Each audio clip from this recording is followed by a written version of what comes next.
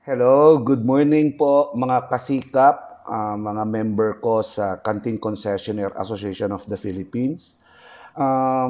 Meron lang akong 3 minutes para maidagdag ko yung mga nagtatanong, lalo na yung mga member na mga bago. So, humihingi sila ng advice kung paano daw yung canteen concessionaire business. So, ganito po yun. Kung gusto nyo po talaga makapasok as a canteen concessionaire sa mga call centers, manufacturing, school, hospitals, and all, ito po yung gagawin ninyo, number one. Get the name of the person in charge for the bidding muna, no? Mag-send lang kayo ng mag-send ng mga letter of intent, company profile, mga list of existing client, kung meron kayong mga certification, the better, business permit and sanitary, kahit kung saan naka-address yung business ninyo.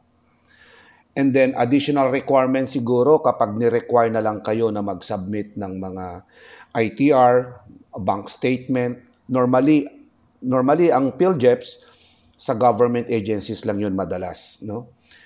So, yung price list to follow na yon. Huwag muna kayong magsasubmit kasi hindi nyo pa alam yung terms of reference, yung TOR po.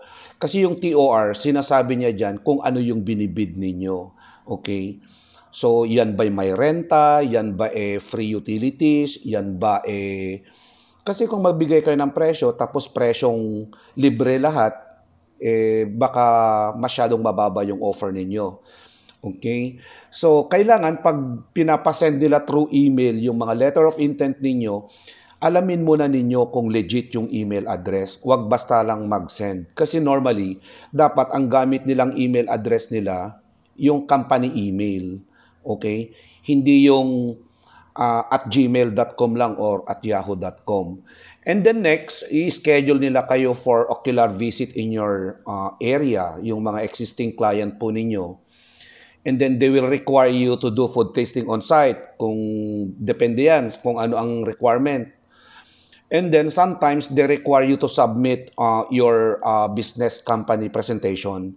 So kailangan mabigay nyo yon kasi during the food tasting, after the food tasting, sinasabi nila na mag-present kayo ng business profile. Ganon.